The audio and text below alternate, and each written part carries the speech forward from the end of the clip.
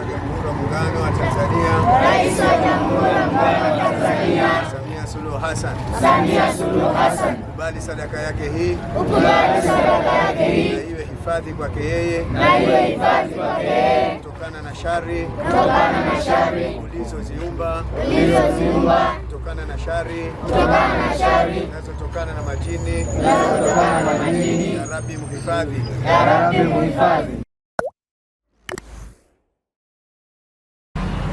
Awali ya yote mimi napenda nimshukuru sana Mwenyezi Mungu mwingi wa rehema, yeye ndo anatupa fursa ya kuweza kuonana. Lakini mheshimiwa, leo nimekuja na salamu za kipekee, salamu za upendo kwa ajili ya watoto wetu hawa, kwa ajili ya sikukuu zaidi zinazokuja. Kwa hiyo nilipewa maelekezo na hizi zawadi zimetoka moja kwa moja kwa Mheshimiwa Dr. Samia Suluhu Hassan, Rais wa Jamhuri ya Muungano wa Tanzania. Amenituma nije nilete zawadi hizi, akitambua uwepo wa watoto hawa. Anataka watoto wake wafurahi kama watoto wengine wowote.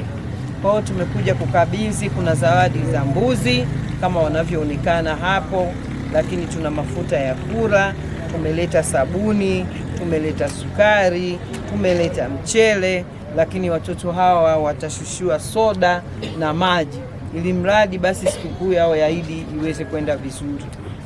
Kwa maana ya kuthaminisha kwa vyote ambavyo vitakabidhiwa leo ni vina jumla ya shilingi milioni 2,500,000. Kwa hiyo kwa namna ya kipekee, kwa heshima na taadhima, babangu, naomba nikukabidhi.